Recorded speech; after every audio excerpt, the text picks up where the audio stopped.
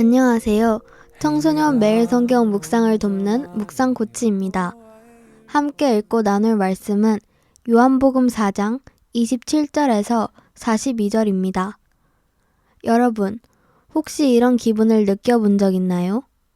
분명히 내가 원하던 물건을 샀고 성적도 올랐고 친구들과 재미있게 놀았는데 집에 돌아오는 길에 문득 가슴 한구석이 텅 빈 것 같은 느낌 말이에요. 이게 전부인가 싶은 공허함이죠. 오늘 본문 바로 앞에는 한 여인이 등장합니다. 그녀는 사람들의 시선을 피해 가장 뜨거운 정오에 물을 길르러 온 마음이 몹시 지치고 외로운 사람이었습니다. 그런데 그녀가 방금 전 예수님이라는 분을 만났습니다. 제자들이 마을에서 먹을 것을 사가지고 돌아왔을 때 깜짝 놀랐습니다. 당시 유대 사회에서 점잖은 랍비가 사마리아 여인과 단둘이 대화하는 건 상상도 할 수 없는 일이었거든요. 하지만 예수님은 세상이 정한 선을 넘어서 그 여인을 만나 주셨습니다. 그때 놀라운 일이 일어납니다. 28절을 보세요. 여자가 물동이를 버려두고 동네로 들어가서 사람들에게 이르되 라고 기록되어 있습니다. 여러분, 여자가 우물에 왜 왔죠? 물을 뜨러 왔습니다.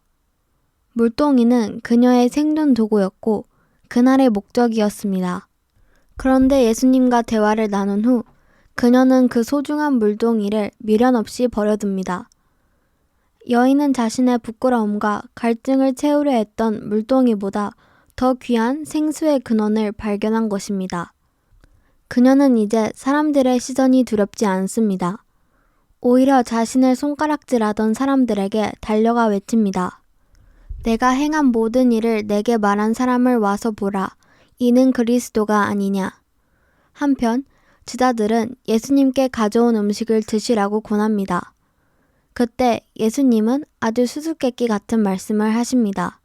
내게는 너희가 알지 못하는 먹을 양식이 있느니라.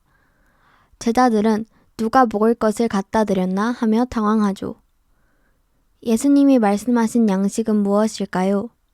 34절입니다. 나의 양식은 나를 보내신 이의 뜻을 행하며 그의 일을 온전히 이루는 것이니라.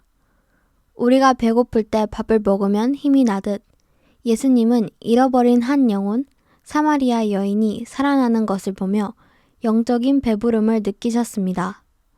여러분, 우리 청소년 시절의 가장 큰 고민은 나는 무엇을 위해 살아야 하는가 이죠. 진정한 만족은 맛있는 음식이나 유행하는 옷에 있는 것이 아니라 나를 만드신 하나님의 뜻을 발견하고 그 사랑을 전할 때 찾아옵니다. 예수님은 눈을 들어 밭을 보라고 하십니다. 당시 유대인들은 사마리아 사람들을 지옥의 땔감 정도로 여기며 무시했습니다. 그들은 결코 구원받을 수 없는 잡초 같은 존재라고 생각했죠. 하지만 예수님의 눈에는 그들이 추수할 때가 된 곡식이었습니다. 눈을 들어 밭을 보아라. 희어져 추수하게 되었도다. 여러분, 여러분의 학교 친구들 혹은 여러분 자신을 볼 때 어떤 마음이 드나요? 쟤는 절대 교회 안 갈 거야. 내 인생은 답이 없어. 라고 생각하나요? 아닙니다. 복음의 렌즈로 보면 모든 영혼은 하나님의 사랑을 기다리는 황금빛 벌판입니다. 누군가는 눈물로 씨를 뿌렸고 이제 누군가는 그 열매를 거둡니다.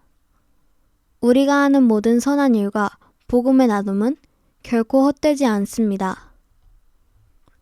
여인의 증언을 듣고 마을 사람들이 예수님께로 나아옵니다. 그리고 예수님과 이틀을 함께 머물며 말씀을 듣습니다. 마지막 42절은 오늘 설교의 절정입니다. 이제 우리가 믿는 것은 내 말로 인함이 아니니 이는 우리가 친히 듣고 그가 참으로 세상의 구주신 줄 알미라. 처음에는 친구의 권유로 부모님의 강요로 교회에 올 수 있습니다. 하지만 진정한 신앙은 직접 만나는 것입니다. 부모님의 하나님이 아니라 나의 하나님이 되어야 합니다. 사마리아 사람들은 예수님과 직접 대화하며 깨달았습니다. 이분은 단순히 우리의 민족의 문제를 해결해 줄 뿐이 아니라 온 세상을 구원할 세상의 구주시구나. 여러분, 여러분의 물동이가 무엇인가요? 사마리아 여인에게 물동이는 채워지지 않는 갈증을 상징했습니다. 여러분에게는 그것이 외모에 대한 집착일 수도 있고 성적에 대한 불안함일 수도 있으며 SNS의 좋아요 숫자일 수도 있습니다. 그것만 있으면 행복할 것 같지만 채워도 목마른 것들 말이죠. 오늘 예수님 앞에 그 물동이를 내려놓으십시오. 주님, 이것들이 나를 정의하게 두지 않겠습니다. 오직 주님의 사랑만이 나를 채울 수 있습니다. 라고 고백하는 것이 적용의 시작입니다.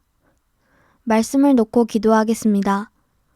하나님 아버지, 오늘 사마리아의 뜨거운 우물가에서 한 여인을 기다려주시고 그녀의 무너진 자존감과 타는 듯한 갈증을 해결해 주신 예수님의 사랑을 묵상합니다.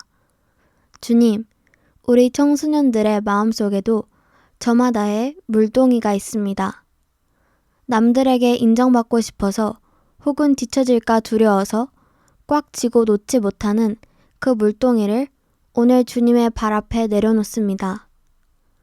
세상의 우물은 마실수록 목마르지만 주님이 주시는 생수는 우리 속에서 영생하도록 솟아나는 샘물이 됨을 믿습니다. 우리들이 이제는 누가 그러는데 하나님이 계신데 라는 남의 고백이 아니라 내가 주님을 만났습니다. 주님은 정말 나의 구주이십니다.